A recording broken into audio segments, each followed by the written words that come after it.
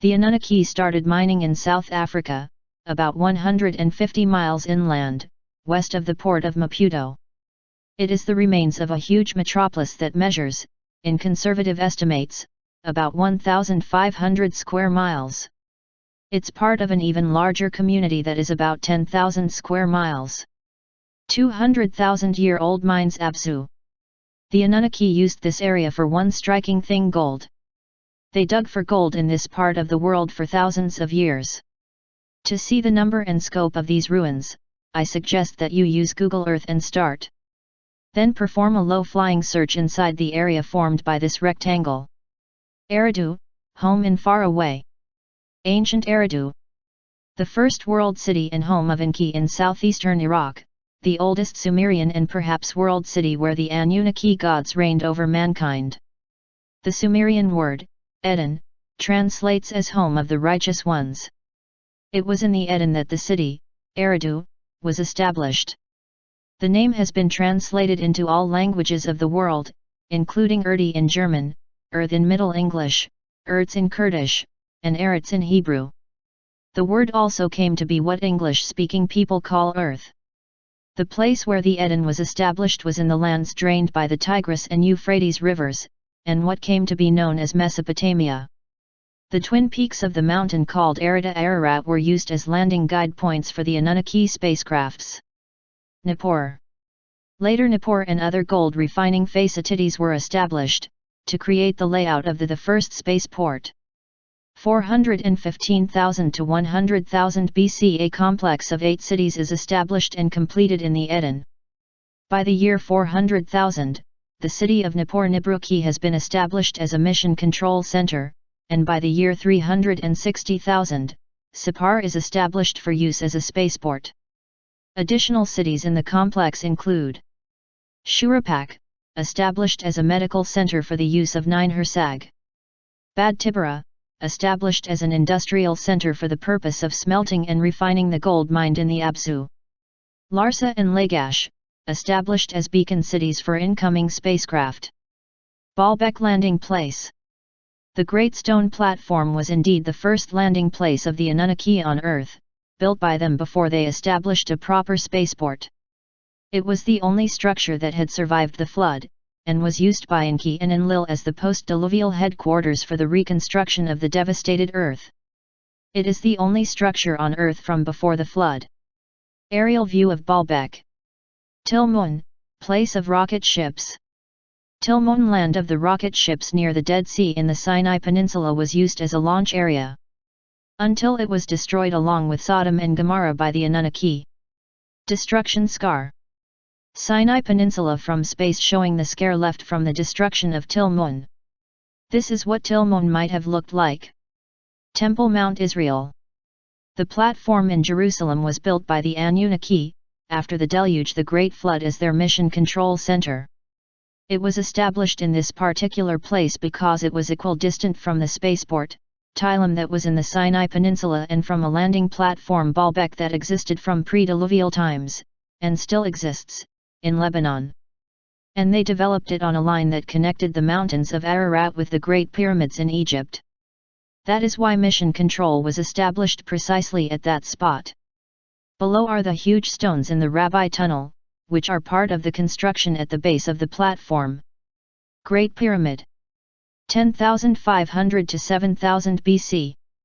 After the deluge, the Anunnaki create a new place of the chariots, the original site having been destroyed by the floodwaters. The new site will exist on the lands drained by the Nile River, and which, many centuries later, will be known as Egypt. Because the lands are flat and no natural features exist to be used as landing guide points, the Anunnaki create 2 peaks by constructing 4-sided, pyramid-shaped structures. They are designed by Ningish Zidathoth. The largest of the 2 structures is given the name of Ikar. Sphinx. 10,500 B.C. Thoth, the designer, to commemorate the building of the pyramids in the zodiacal age of the lion, builds a lion statue facing the constellation Leo, with his face on it. Due to precession of the Earth, today the Sphinx currently points to Taurus, the bull, every spring equinox. Jericho. 8500 BC. The Anunnaki establish outposts at the gateway to the space facilities. Jericho is one of them. Göbekli Tepe. Excavations began. A complex on this scale was not thought possible for a community so ancient. The massive sequence of stationification layers suggests several millennia of activity, perhaps reaching back to the Mesolithic.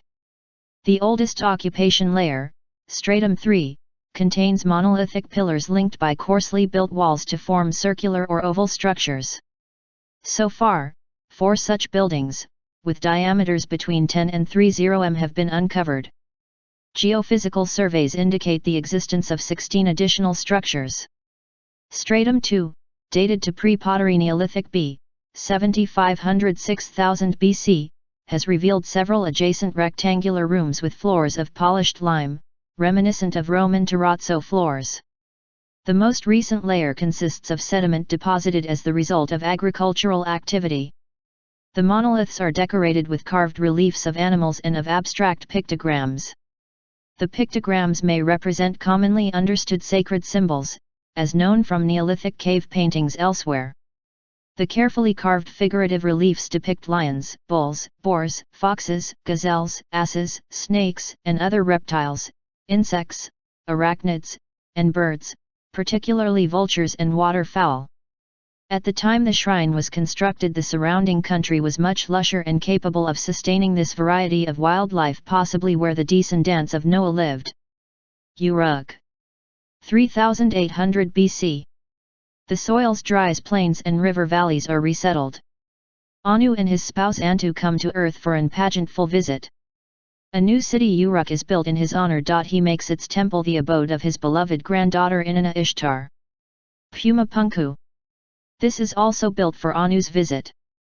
At its peak, Puma Punku was unimaginably wondrous, adorned with polished metal plagues, brightly colored ceramic and fabric ornamentation, trafficked by costumed citizens, elaborately dressed priests and elites decked in exotic jewelry. It was part of a larger area called Tiwanaku. Tiwanaku.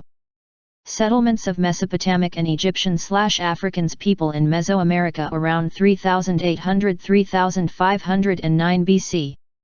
Dethronement of Ningishzida thought by Marduk Ra, an exile of Thoth and his human followers from Egypt to Mesoamerica. Rise of the figure of Quetzalcoatl, around 3200–3150 BC.